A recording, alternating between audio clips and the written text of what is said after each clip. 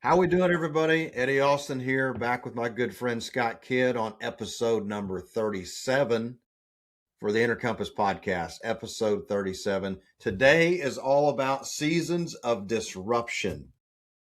So many times in life, we're just cruising along, as a pilot would say, fat, dumb, and happy, just flying and smiling until all breaks loose and it's disruption.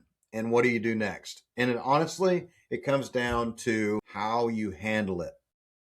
That's going to be the number one thing in this episode is how you handle seasons of disruption. Go ahead, Scott. Yeah, thanks again, Eddie. Glad to be here again today. The seasons of disruption. Life is always changing. That's one thing that as a captain and being on the water, things always change. The weather changes, things change, the trim of the boat and everything. Everything always changes.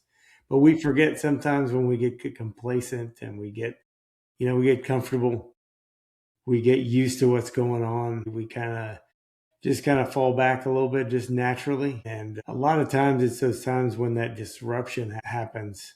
It's not really how we get knocked down or if we get pushed back. It's kind of how we step forward. That's it.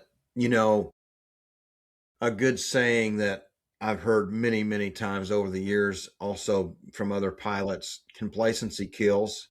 Yeah. And I translate that complacency kills into complacency can also kill our dreams too, silently, because we can be complacent and very happy in a position or in a job or in a partnership that maybe not truly is speaking to where we want to go, where we truly want to go. Like we know what our true north is and we know what speaks to us. We know that we've got these 5-year plans and 2-year plans and we know every step. We talk about the declaration letter.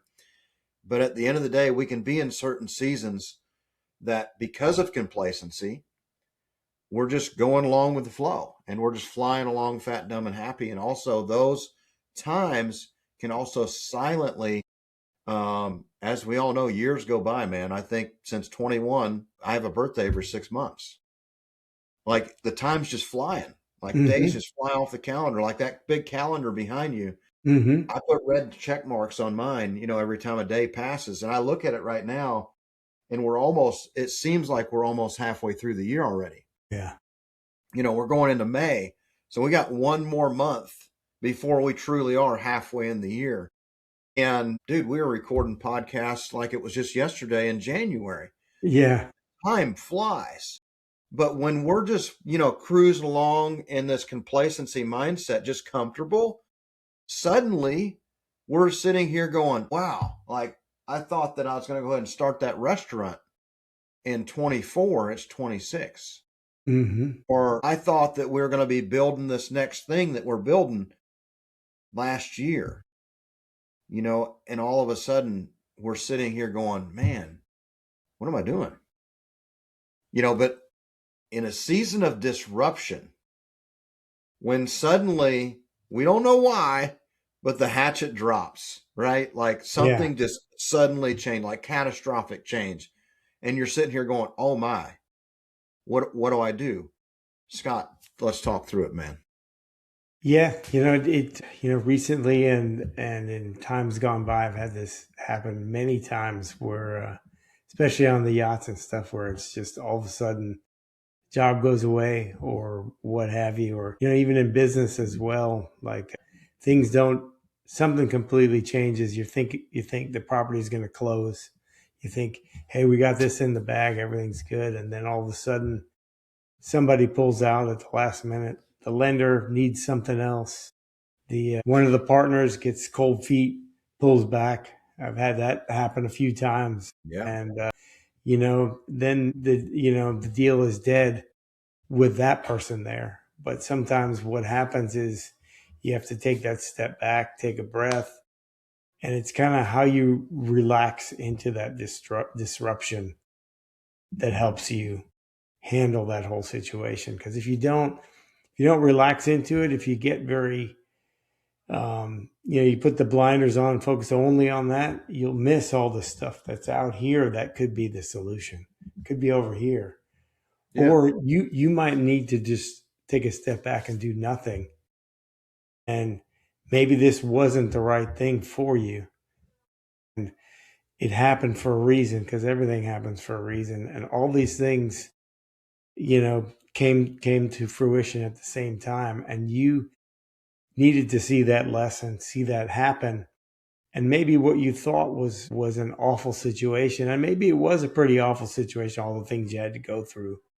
But then when you get clear and the dust settles and you take a few breaths and you walk through it, within a week or two or a month, all of a sudden something else phenomenal happens that puts you where you're exactly where you're supposed to be. But had you gone through that and it went the way you planned it and it went the way you wanted it, it wouldn't have set you up for that. Amen. You know, so many things have happened throughout life, and sometimes you can't see the bigger picture because you're in the frame. Mm. And until somebody breaks the frame or rips you out of it, you can't really see all the things going on. Mm-hmm. And you can't even see the way that you may have changed in certain ways. And I think the pause is the most important, because it's the non-reactive state of the best proactive environment. Because at the end of the day, there's a lot of emotions around when a partner says, I don't want to do business with you anymore. Mm-hmm. There's a lot of emotions around when a partner pulls back because they're afraid, or completely removes capital and resources from a deal. You can also feel very upset when certain people in your life just decide to not communicate truthfully why they want to remove you from a certain thing. And you know the truth, but yet you really desperately know the truth. And sometimes you're not going to get that. Like, Mm-hmm. so many times I've been guilty of asking, why me? Mm-hmm. And, it's almost like God's got this audible voice that comes into my mind immediately, like, why you is not Not your, the best. it's not meant for you. Yeah. Because at the end of the day, certain things are going to happen. And like you said, everything happens for a reason. And so many times, more recently, being removed from some pretty big stuff and being a part of some pretty big decisions, I've realized my blessings were way greater because I immediately did not react to the situation at hand. I did not get mad. I went through a lot of emotions, but I went through them silently, and I went through them in my own little inner circle of people, just talking through that, but not going back to the person that removed me from the frame and going, just pointing my finger, just going at it, and, wanting all the answers. Because at the end of the day, I don't think we're meant to have all the answers. If we did, how would you feel? Mm-hmm. I mean, seriously, like if you really knew the why of the ultimate outcome, would you still move forward in the same way you are today? Yeah, it would be like one of those situations where, look, if you had all the answers, you'd also know when you're going to die. So would it be worth doing anything? Would it be, Yeah. oh, I'm going to die September 18th, XXX or whatever. Would it really be, well, I'm going to die at that point anyway, if you have all the answers that this is going to work out, this is not going to work out. Where's the challenge? Where's the, where is the incentive really for you to do anything? Because, these things do happen for a reason, and they happen for you, not to you. When you have that victim mentality of, oh, woe is me, oh, stuff always happens to me, you're really talking yourself into that story, into that framework. You're making that the norm, instead of saying, what I found myself in those times where I'm taking that pause, like, where's the lesson here? What am I supposed to learn from this? What, you know, why is this happening for me? It's happening for me so that I can learn this lesson and understand how this all transpired. And maybe it doesn't really make any sense at all to me at that point. But later on, when that other those other things and those other opportunities happen as a result of that not happening, then it all makes sense. The name of the first, thank you for saying and sharing all that, because man, that is so true. I mean, so true. I can't remember the name of the motivational speaker that says this. You might, by saying it, you might pick up who it was. But you could get a new house and you could put the old you in the new house and it wouldn't be any better than the one you came from. Mm-hmm. You could get a brand new car and you could put all the problems that you create into the new car and they just come with you. Mm-hmm. And I think that what you just said is when you carry these things, if you knew everything, if you carried that into the next thing, the other one would be a bad experience too. Mm-hmm. Like there's a blessing in disguise of just leaving this behind and Yeah. going, I don't know what happened. I don't know why. Don't care why. All I'm going to do is I'm going to carry this into the what's next. And what's next is a beautiful future Mm-hmm. because I don't need to have it all figured out. I just have faith. I'm going to move forward. And at the end of the day, if you do that and don't point fingers and don't get upset, I would almost guarantee that the next thing that you're getting ready to do, you're going to have way more fun, way more enjoyment, Mm-hmm. way more probably personal gratification, and maybe even more money because Mm-hmm. it's even proven that you make more money when you're happier. Yeah. You can relax into the gratitude that you have that opportunity, because it all really starts with the gratitude, because that those certain things happen to you or happen for you for that reason, so that you can be grateful that, hey, these other opportunities are right there in front of me. And I've had a lot of these things happen for me in my life. And when I was younger, I had that mentality like, why has this happened to me? Why does this always happen? But I'm talking myself into this always happens. So guess what? It happened again. Yeah, you almost manifested the old Yeah, problems almost. right into the new journey. You know what? If you're gonna be the storyteller or the story writer of your own story, why not write a great one? I mean, focus on writing a great story, and that starts by you saying, "Hey, this is happening for me for a reason, and I really need to just relax and realize that all these opportunities are right here in front of me." Yeah. And I want to go back to something on money because there really is, they say the saying is money can't buy you happiness.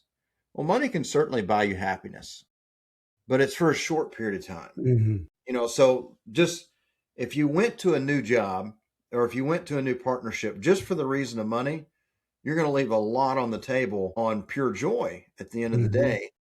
And at the end of all of this, when you really come down to what everybody's really chasing is more time, right? Like you want money so you can pay certain things in advance and then get to a point that you can just do this. Go wherever you want, whenever you want, and take whoever want with you. So if that's the main goal in a lot of our lives, we also want to be joyful because we've also seen people like Steve Jobs, multi-billionaire, gets to the end of his life and realizes that he never enjoyed any of the ride. Hmm. He lived this life and got to the end and he enjoyed none of the ride. So that's not what you want to be chasing. So what I'm saying is when certain things just happen, and I mean there's pure destruction, there's probably a blessing. And Hmm. if you don't get in your own way, you may figure out that that blessing was way greater than you could ever imagine. And the last thing I want to say is if anybody's ever heard the motivational speech, you can put in the name of the person that said this.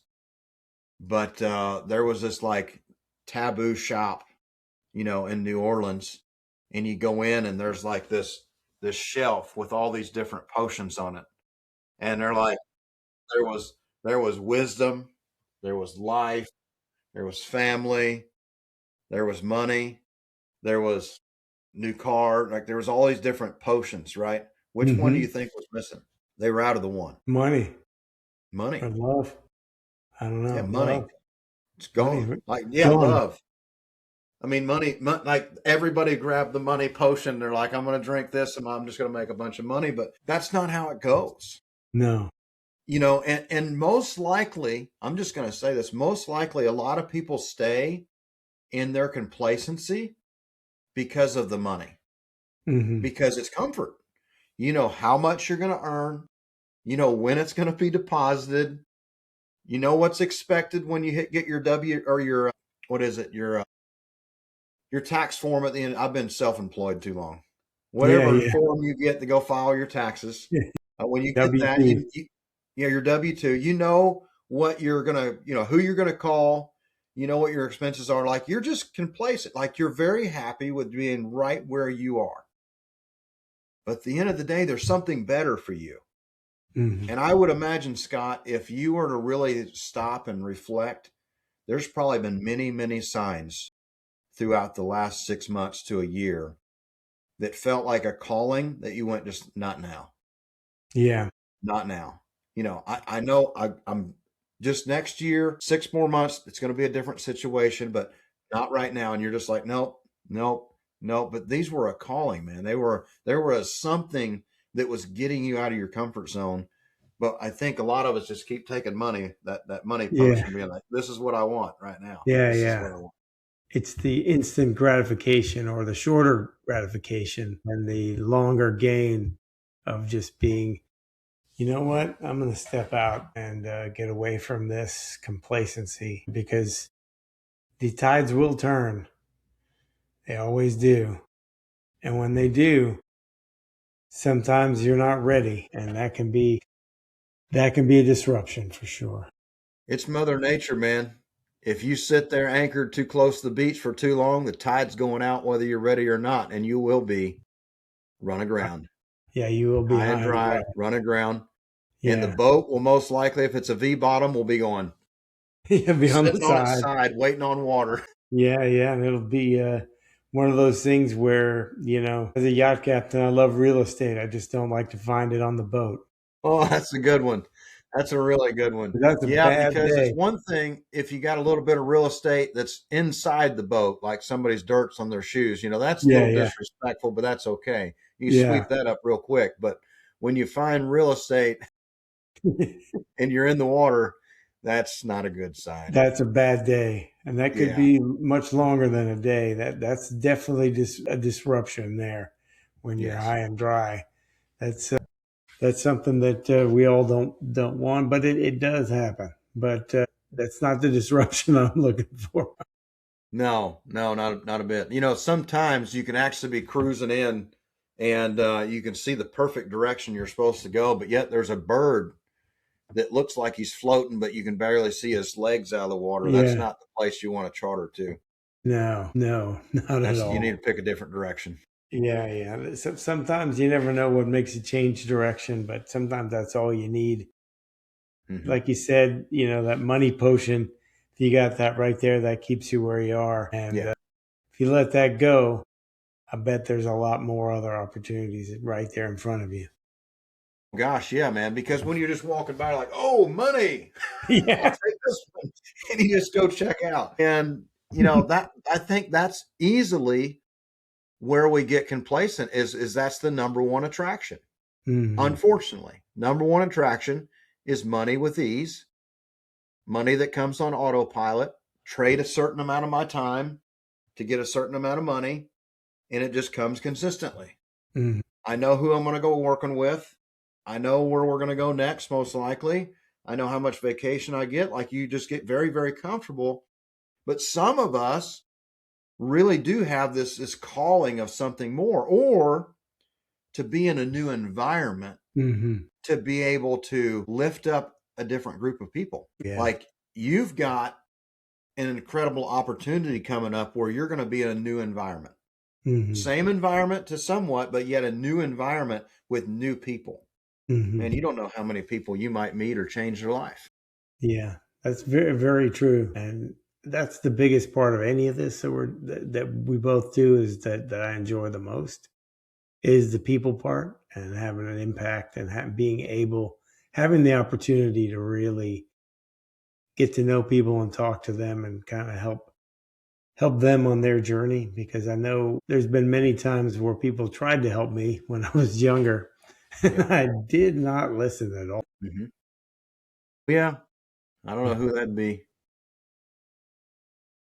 No, Well, I know if I had a big mirror, that'd definitely be me. yeah. Well, I got a personal story. I've been doing a lot of speaking, going around and speaking at different events, and Yeah, right. I got to go in and speak about AI. If anybody knows me well, they know that I use a little bit of AI, but I'm not a huge fan of AI, nor do I like push it or educate on it or anything like that. And I got to go to this room. It wasn't a new room, but it was a new group of people. Getting there, there's different people in the room, and my wife sits down and starts talking to one of the ladies that came. There wasn't many ladies in the room, but one of the ladies that came had a great conversation. Then I came over and started speaking with her, and we had a really, really good conversation. I mean, a really good conversation. And she wanted to stay in touch. So end up traveling all the way to another city and in Atlanta, Georgia, speak at another event. Had lots of people come up to me and really enjoyed the speech. And then my wife and I are working our way back, not on a schedule. We go to one of our favorite restaurants and are, just like a lunch spot. It's called Ian Rose. It's in Nashville. And we went to a location that we often go to, and we walk in, and there stands this lady that we had just met at this other place that I spoke, the first place I spoke, the first night. And I said, "Hey, there's a lady we talked to." Hmm. And we ordered her food, and she turned around, she goes, "Oh my gosh, I cannot believe that you're here." And I said, "Yeah, I know." She goes, "No, no, no, you don't understand." She goes, "I live 45 minutes from here, and I've never been to one of these restaurants. Really? And here you guys are. Do you come here often?" They're like, "Yeah, we come here every now and then, but we live like 2.5 hours away." Yeah. Just the timing, everything was just an unbelievable alignment. You couldn't help but feel like this didn't happen for a reason. Hmm. So we're eating her food, and she's got her notepad, and she says, "Would you care to, could we talk like back and forth a little bit about, going deeper on your passion and figuring out life? Like, I'm kind of lost right now." And I was like, "Yeah, absolutely." So we went through that discussion, and she's an artist. So she was struggling, with comparison of other people and Hmm. comparison of where other artists are compared to her and trying to figure out the direction. And it was in that moment that everything became magical, because she goes, "I feel like I was supposed to talk to somebody about this. And I feel very good inside that I'm being able to talk to somebody like yourself that is so much farther ahead." And I said, "Well, I appreciate that. But at the same time, everything happens for a reason. And even you being here is a blessing.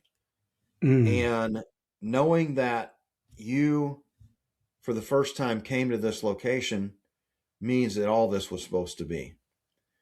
And she said, "Well, one last thing." She goes, "Some of the greatest people that I've been around, like other mentors and stuff like that, they always leave you with something to think about." And I said, "Yep." She goes, "Was there something, favorite quote, something that you would leave me with?" So sorry, I was looking on my phone to get to this quote because this is the first time I had said this. And I said, "I'll leave you with this." She had a notepad out. She started to write. I said, "Comparison is a thief of joy. Joy. Yeah. Never let your opinion of someone else's success be your ceiling." And she goes, "Oh Mm. my gosh, that's so good. Who's that from?" And I said, "Me." Mm. Because I've heard different versions of it, but I've never heard that version. So comparison is the thief The of thief. joy. Never let your opinion of somebody else's success be your ceiling. Well, I know the first part, comparisons, the thief of joy is Theodore Roosevelt, but I haven't heard the second part. Was that an addition that somebody added on, or was that also him? That was my addition that I added on to that Okay, because okay. she was having this ceiling that she could not get past because Hmm. she looks at other people. And often I have myself, I look at other people and I think, yeah, well, you know, man, I want to get there, but they're there. I start this comparison process and suddenly I put this fictitious ceiling above me. Well, it's not until somebody breaks the frame through tragic event or something happens, like when we started this podcast, that something happens that gives you the ability. The ceiling's already broke. The Hmm. box you were in is broken. There's no box. There's nothing above you now. Hmm. Like, you are now in this open space to make the right decision to go to somewhere else. That's why I felt the quote was so important in the story, because certain things happen that are unexplainable. But when they do, certain ceilings get broke. And now we're in a place where we can go create something new. Mm. Yeah, I mean, because you have to get through that to be able for your mind to be in your mindset to be in that position to where you can do that. You have to grow into that person, to be that person, to be able to do those things. Because if not, your judgment was clouded and you couldn't see beyond here when actually you needed to be up here. Right. Yep. And when you're stuck in this complacent place, this is the ceiling. This is the Hmm. norm. There's nothing above this. But man, when you poke through the clouds, there's a whole other world. Yes, most definitely. And there's a whole nother next level of sky. Yeah, absolutely. There's no limit on that the further you go. That's so true. That is one of my favorite sayings. Comparison is the thief of joy, because I've catch myself a lot of times. And I really like your addition there because it really it makes you realize the ceilings that you're putting on yourself and I can't, it's the same thing like, oh, this keeps happening to me. It's, you're making that narrative that this Yes. is my limit. It's not. There's no limit there. You're making that limit. You're the Yes. one stopping it. Yes. Like, oh, I can't afford that. Well, yeah, you can. You need to realize that you can, you Yeah. know. 100%. Man, this has been a great episode. Hmm. I know it's been uplifting for me. I hope for the listeners. Guys, we can see how many people are subscribed and committed to making sure that they get this content every time it comes out. We would ask a special favor that you would like and subscribe and hit that notification bell, so every time we put one of these episodes out, and we put them out every week, that you get notified. Because sometimes Scott and I have these conversations before we ever start this, and it's almost like we're going through certain things, and we're kind of like talking through the certain things, and we're like, hey, we should hit record and talk about this because more people could benefit from it, because we're learning through it ourselves. Things are changing, things go on, but at the end of the day, all we really want to do is help other people. Like, we truly love helping other people. And that's how this was rooted. Like, the Inner Compass podcast was like Scott and I standing around in a conference going, man, what if we did this podcast, a couple episodes, like 5 or 7, on just helping other people and, taking all the things that we've learned and putting it out there. And here Hmm. we are at episode 37. It's totally incredible. I am internally grateful forever. And I don't know about you, Scott, but this episode here is one I needed to hear today.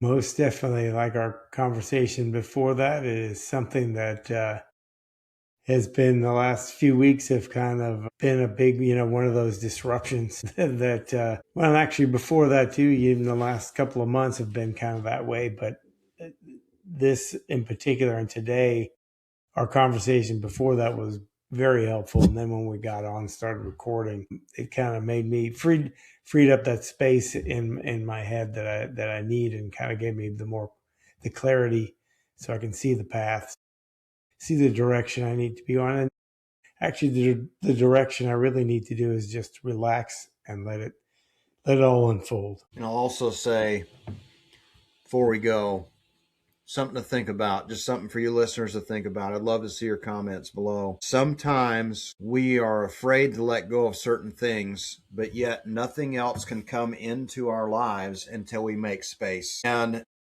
we grip on these things with emotion to hang on to them, but yet all God wants for us is everything that He's already laid out in front of us. And we desperately grip on to every single gift, everything we've ever been given, when that was a past season. And now there's this great big thing that needs to come into our lives, but we refuse to make space for it. And finally, something happens. The frame breaks, something catastrophic, and it makes space. And then when you open up to receive it, physically open your arms up to receive it, say, I don't know why, but this has happened. And you all of a sudden are receiving something that you never thought would happen for you, simply because space was made for something new. Yeah, that is so true, because if you don't let go of something, and a lot of times we look back to the past for comfort, but what we really need to do is look forward towards who we need to be for that growth, so we can grow into what our life is supposed to look like. That's right. Scott, this has been amazing, man. Yeah, man. Where can everybody find you at? It's pretty easy. Investwithscottkid.com. Find all the podcasts, all the social media stuff. And, this one really meant a lot to me, because like our discussion before kind of evolved into really a lot of clarity for me. So I really appreciate it. Yeah, man. Any day of the week. Eddie Austin BEX here on EddieAustinBEX.com. Also, if you love the hat that I wear that says Make America Pray Again, we actually have that up on a website now that we created our own version of that hat, and one that is not so hard on the words that says Encourage America to Pray Again. Go there and get yours now. That's Eddie Austin BEX /hats. And we'll see you on the next episode. Thank you. Thank you.